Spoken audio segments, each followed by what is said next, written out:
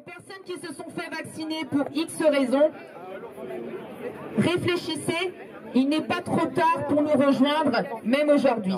Merci. J'ai beaucoup de choses à dire, mais cela, vous le savez, et prêcher pour les absents n'a pas beaucoup de sens. Vendredi dernier, on était une trentaine devant la préfecture, presque autant de policiers. Ça veut dire qu'ils ont peur de nous. Pendant 2 heures, on attendait qu'une porte s'ouvre pour qu'ils reçoivent une petite délégation. Non, rien. Néanmoins, quelques personnes ont pris la parole, et notamment une dame, une enseignante, qui a crié son désespoir avec son cœur, avec ses tripes, avec des mots justes et avec émotion pour nous, car plusieurs avaient les armes aux yeux. Et je sais que monsieur le préfet, il a entendu le message, et je pense que s'il a une famille et un peu de cœur, il va se poser des problèmes. À tous les maires, sauf à ceux qui nous soutiennent, à tous les maires et tous les députés élus du peuple, à vous aussi je dis, éteignez la télé, allumez votre cerveau, réfléchissez avant qu'il ne soit trop tard. Car de manifs, vous vous en foutez. Bientôt, il y aura les marchés de Noël et vous trouverez encore une occasion pour nous enfermer dans une cave. Aux journalistes, apprenez à compter, demandez conseil aux commerçants qui, soi-disant, ne font pas d'affaires le samedi après-midi, à ces consommateurs assis sur une terrasse qui, pendant une demi-heure, entendent nos revendications. Demandez-leur s'ils écrivent à peine 200 personnes comme écrit dans les DNA dimanche dernier, pardon. Il y en a plusieurs d'entre vous qui sans doute se rappellent que j'avais entamé une grève de la faim pour l'obligation du masque à l'école primaire. Ils vont aussi remettre cela. Pour moi, ce sera pareil, mais un peu allégé d'une autre façon. Car ayant refusé, non pas parce que c'est dur, j'ai supporté, mais ayant refusé d'être suivi par un médecin, c'est considéré comme un suicide. J'ai eu un avertissement et des consignes que mon épouse devra supporter. C'est pour cela qu'elle s'associe à moi pour une grève d'achat. C'est-à-dire qu'il nous faut bien un peu de carburant pour venir aux manifs, un peu de pain, des légumes, il nous en reste. Donc on a décidé que jusqu'à Noël, on ne fera plus aucun achat. Pour Noël, bien sûr, on ne va pas priver nos enfants, ils sont assez punis. Bonne manif et vive la liberté, enfants. Merci.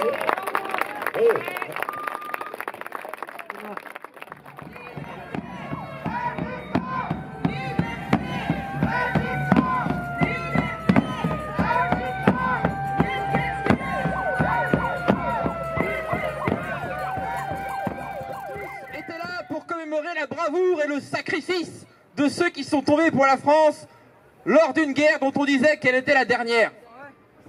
Pourtant, depuis mars 2020, comme l'a dit le chef des armées Emmanuel Macron, nous sommes en guerre sanitaire certes. Nous ne luttons ni contre une armée ni contre une autre nation, mais l'ennemi est là, invisible, insaisissable et qui progresse. Et cela requiert notre mobilisation générale. Mobilisation générale, c'est le terme qui a permis d'envoyer des millions d'humains à la boucherie en 14, mais aussi celui qui a permis de réquisitionner tous les services administratifs et hospitaliers. C'est le terme qui permet de faire primer l'intérêt collectif sur l'intérêt individuel et donc de faire perdre des droits à chacun d'entre nous. Le problème de cet intérêt collectif, c'est qu'il n'a pas été décidé collectivement. Il a été décidé par Macron et a été servi par une propagande de guerre. La propagande de guerre, c'est un concept qui regroupe 10 principes élémentaires utilisés pendant les guerres. Jugeons ensemble de la pertinence face à ce contexte du Covid. Donc la propagande de guerre, principe numéro 1, nous ne voulons pas la guerre. Bon, Macron l'a pas voulu, mais il a quand même bien espéré. Le camp adverse est le seul responsable de la guerre. Bon là c'est un virus, ça marche pas trop, mais vous allez voir la suite. Le chef du camp adverse a le visage du diable, ou l'affreux de service. Là c'est plus par rapport à ceux qui sont covidés, qui sont une sorte de zombies de pestiférés. L'ennemi provoque sciemment des atrocités, et si nous commettons des bavures, c'est involontaire. Ça, c'est l'équivalent du vaccin. Bon, il y a des effets secondaires, mais c'est pas très grave. C'est parce que le Covid, c'est pire. L'ennemi utilise des armes non autorisées. Nous subissons très peu de pertes. Les pertes de l'ennemi sont énormes. Les artistes et intellectuels soutiennent notre cause. Notre cause a un caractère sacré. Ceux et celles qui mettent en doute notre propagande sont des traîtres. Voilà comment vous êtes considérés par rapport à la propagande de guerre du Covid-19. Car oui, des gens qui ont mis en doute ces propagandes, il y en a eu. Des personnes qui ont voulu empêcher ou arrêter la guerre, ou qui n'ont pas voulu suivre aveuglément les ordres, il y en a eu aussi. C'est le cas des fusillés pour l'exemple, qui n'ont pas toujours été réhabilités, comme c'est le cas de ceux qui ont été suspendus. Les premiers ont été condamnés à mort, et les seconds condamnés à la mort sociale. La moralité de tout ça, c'est qu'il n'y a rien de pire pour une autorité que la désobéissance. Car l'obéissance est ce qu'il a défini comme autorité. Plus de 100 ans après les massacres de la Première Guerre mondiale, la clique qui était à la cérémonie du 11 novembre à Colmar en était encore à célébrer et mettre en avant ces valeurs d'obéissance qu'ont eu les peuples envers les autorités de l'époque. Mais le vent tourne. Ils étaient moins d'une centaine là-bas et nous sommes ici plus d'un millier.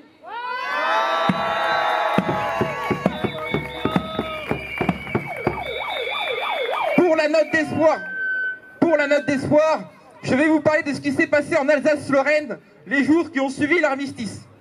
Pendant que les troupes et les autorités allemandes se retiraient, et avant que les troupes et autorités françaises n'arrivent, notre territoire était livré à lui-même. Pourtant, ce n'était pas le chaos. Des conseils d'ouvriers et de soldats se sont formés pour gérer les affaires courantes. Et il y a eu un début de révolution. Comme quoi, même à Colmar, la révolution c'est possible.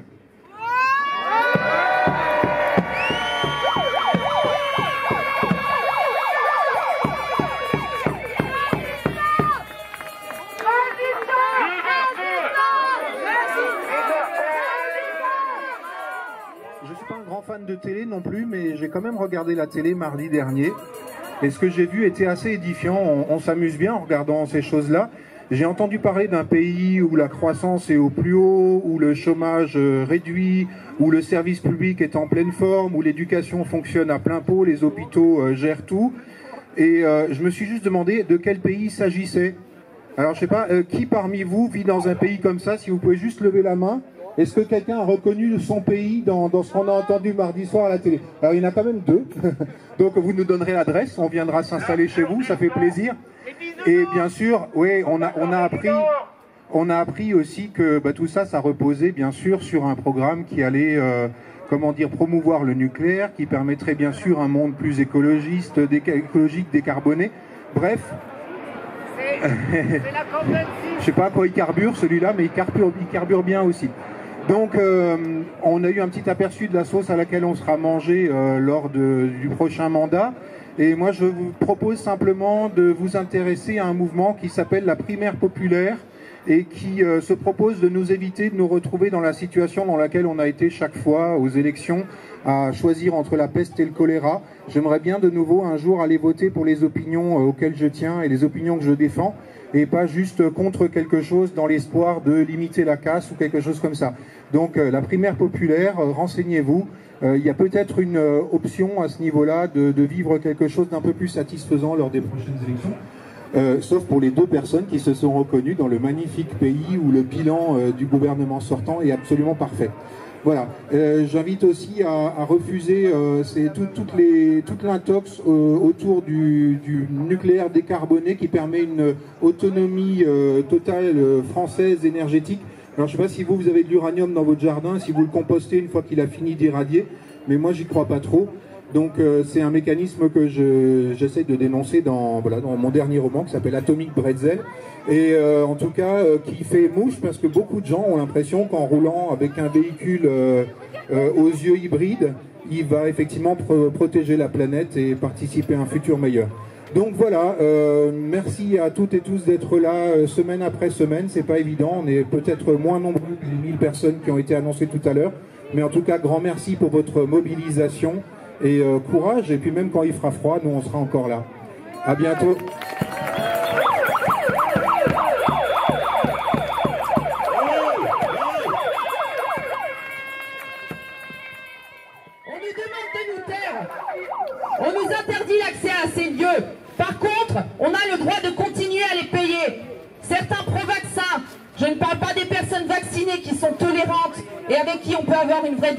conversation. Je parle des pro-vaccins qui sont devenus des quasi-extrémistes, qui nous qualifient de fous, de danger, ne veulent pas payer pour des soins destinés aux non-vaccinés. Pourquoi nous devrions alors payer pour que eux puissent aller et venir là où nous sommes interdits d'accès?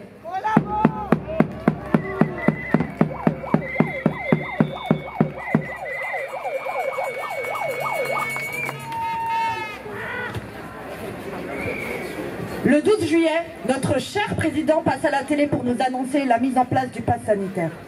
Je ne peux pas oublier ce jour-là, comme la plupart d'entre nous. Sauf que ce jour était un jour spécial. C'était les 18 ans de mon fils. 18 ans, l'âge adulte, enfin. L'âge des premières discothèques, des bars, concerts, festivals, les sorties avec les copains. L'âge de la liberté, tout simplement. Mais ce soir-là, Macron lui a gâché tout cela avant même qu'il ne puisse commencer. L'été n'a pas été terrible, car non vacciné, il n'a pas pu faire grand-chose. Puis à la rentrée, on lui annonce qu'il ne pourra pas aller au cinéma avec ses camarades de classe pour voir un film sur lequel il travaille, à moins de faire un test PCR. Et vu qu'il ne voulait pas se faire violer le nez pour aller au cinéma, la prof a décidé de lui mettre 3 heures de retenue.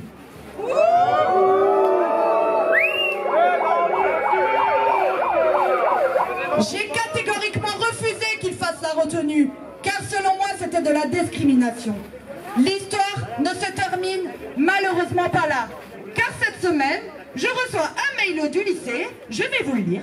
Madame, monsieur, chers parents, chers élèves, un forum de l'industrie se tiendra au Centre d'information et d'orientation de Colmar le 17 novembre 2021 de 14h à 17h. Le CIO se trouve à l'intérieur. Les élèves et leurs parents pourront rencontrer des interlocuteurs des lycées, du Conseil français de l'architecture d'intérieur et les instituts universitaires de technologie qui leur présenteront leur formation, des entreprises locales qui leur exposeront leur activité, leur métier.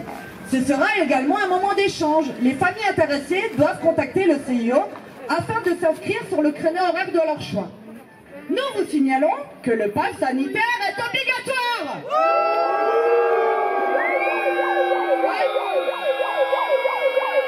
Cordialement, Madame la proviseure adjointe.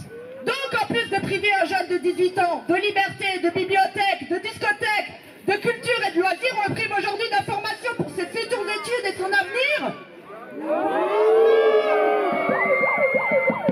Tout cela, car il refuse un vaccin qui ne fonctionne pas et qui risque de le rendre malade. Nous ne céderons pas à leur chantage.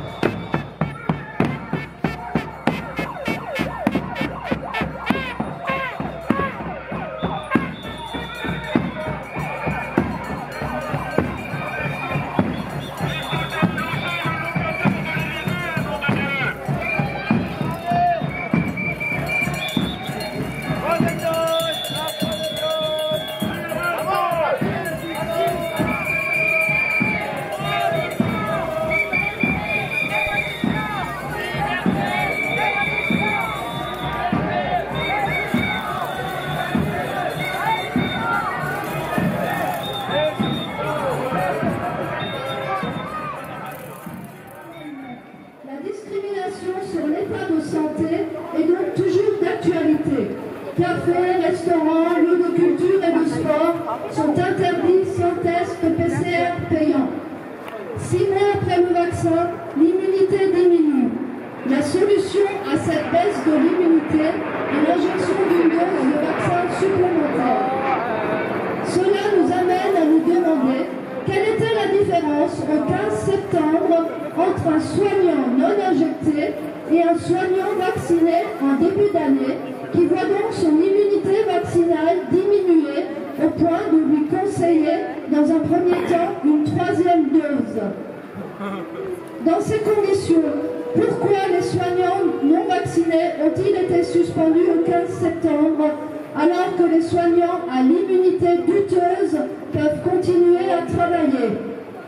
Nous apprenons par ailleurs que nous avons été soutenus pour avoir tant donné pendant la crise. Notre remerciement à ce jour, une suspension sans salaire sans droit au chômage ni au RSA.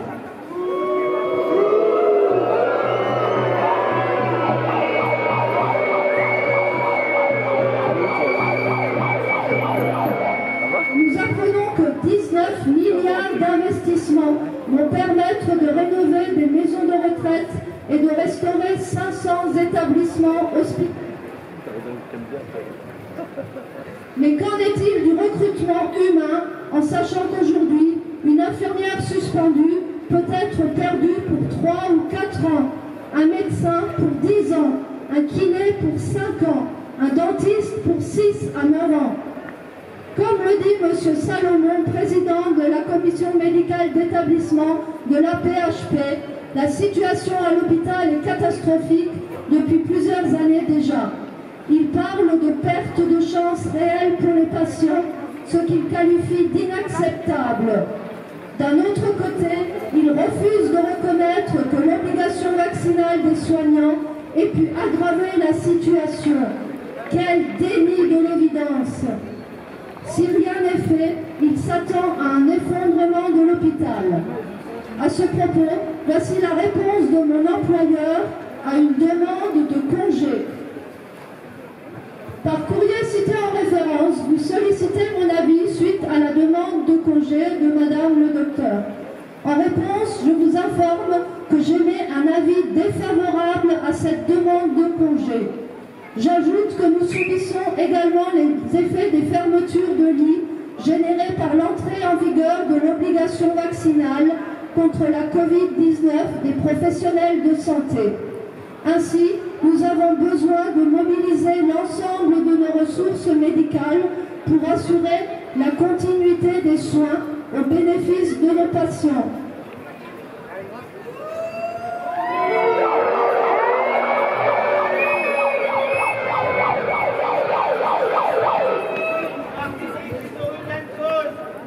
Ne pas réintégrer les soignants suspendus rend ces personnes responsables de l'aggravation de la situation, non seulement dans les hôpitaux, mais également au niveau de la médecine libérale et chez les paramédicaux. C'est un crime contre l'humanité. Beaucoup de personnel soignant manifestent pour exprimer leur mécontentement face à cette situation. Mais aucune demande de leur part ne va dans le sens de la réintégration de leurs collègues suspendus pour pallier au manque d'effectifs aggravé par l'obligation vaccinale. Serait-ce à dire que certains soignants vaccinés se seraient désolidarisés de leurs collègues non injectés, alors qu'à l'heure actuelle, ils ne sont pas plus immunisés que nous?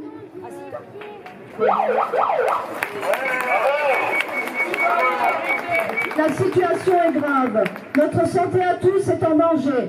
Notre réintégration, notre liberté d'exercer sans discrimination liée à notre état de santé doit être rétablie sans délai. Encore un mot concernant la procédure de Maître Chamy au tribunal judiciaire concernant l'obligation vaccinale. Le tribunal s'est déclaré incompétent pour juger cette affaire. Et cette incompétence a un prix. Il est demandé la somme de 1 000 € aux soignants requérants au titre de l'article 700 du Code de procédure civile. Sans salaire, sans chômage, sans RSA, et condamné pour incompétence du tribunal.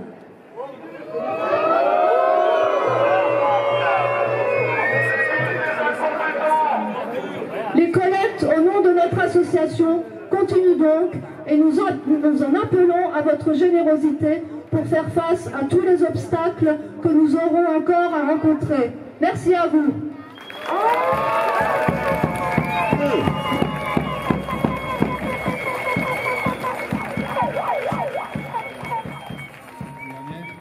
À Trieste, à Bergame, à Milan, à Côme, un peu partout en Italie, ce chant est repris et devient un peu le chant de ceux qui ont de l'espoir. Vous avez reçu on vous a distribué des petits feuillets qui rappellent un petit peu les paroles qu'on a mis sur les paroles d'origine italienne.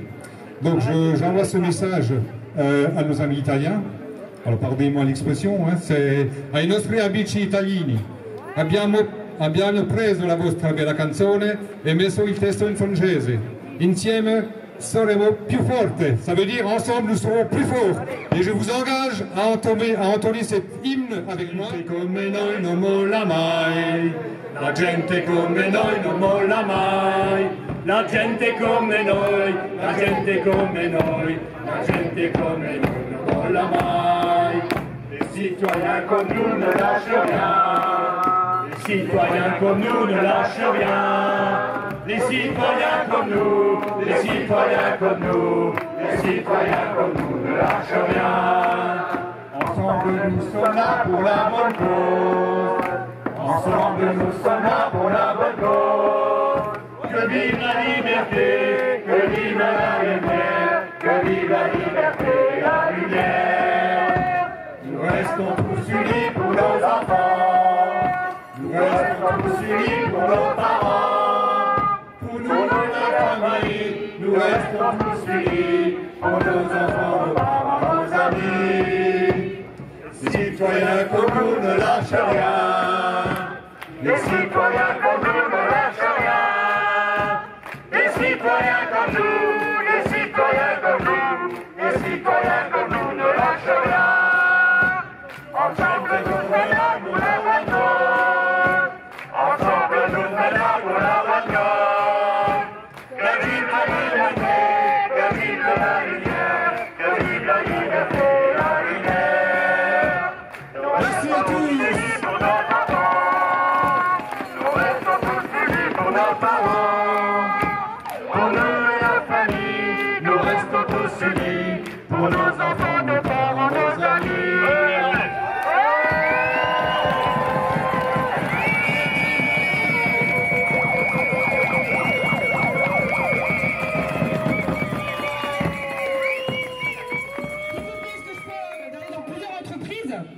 Et il y a une entreprise où il n'y avait pas de masque. Oh mon Dieu que c'était bon. Il y avait cette distance mais il n'y avait pas de masque. J'ai travaillé dans une autre entreprise où j'étais tout seul à un bureau, mais je me sentais obligée de remettre le masque sur mon nez alors que je suis asthmatique et j'ai aussi un polyhandicap. Voilà. Et je suis fière d'ailleurs d'être différente tout simplement. J'aimerais vraiment passer ce message à toutes les personnes qui se sentent en marche depuis toujours. Et j'aimerais aussi que vous, s'il vous plaît, vous respectiez un peu plus sa sensibilité, en râlant moins, en agissant plus, et peut-être, ce serait bien, samedi prochain, d'aller à la ZUP, parce que certains voudraient passer vers là-bas. Je n'y habite pas, j'ai vécu au centre-ville, mais il est vrai qu'il y a des jeunes qui sont fâchés. Merci pour le chanteur qui m'a calmé, qui m'a enlevé un peu de colère. Effectivement, je suis très en colère parce que je me sens très effrayée. J'ai ma kiné qui n'est plus là, Fanny, qui est partie. Oui, j'ai changé de région, bien sûr, non, elle ne voulait pas se faire vacciner. Moi, ma kiné, je l'aimais beaucoup, Fanny. J'ai ma psy aussi, maintenant je la paye à 100%, parce qu'elle ne veut pas être vaccinée. Tout ça, c'est pas grave. Mais pour ceux qui ont une entreprise, s'il vous plaît, faites comme cette entreprise où j'étais, où j'avais l'impression d'être dans un monde normal, sans masque. Merci.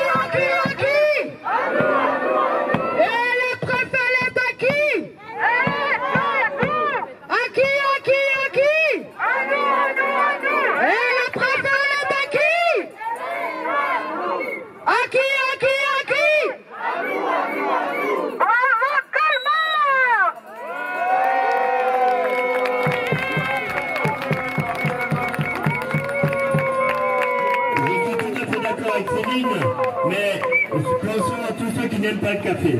que le préfet prépare le café, le thé, le chocolat.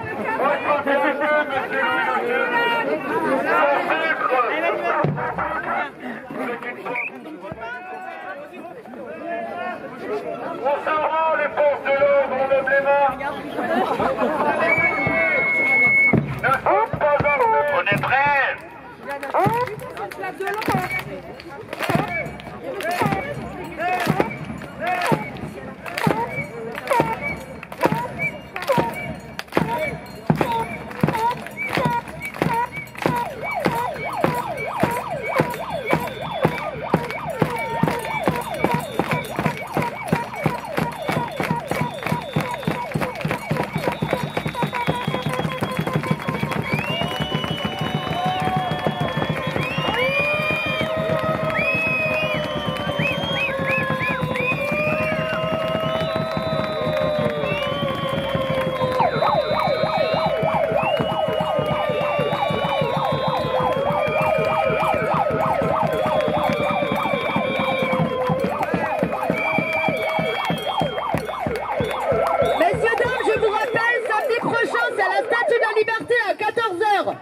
Mobilisation générale anti-PAF contre le climat, gilets jaunes contre l'augmentation du gaz, de l'électricité. Les courses sont trop chères, on n'arrive plus à boucler les fins de mois. Rendez-vous le 20 à 14h. Donc à la Statue de la Liberté, merci à tous, vous êtes géniaux. Bravo à vous.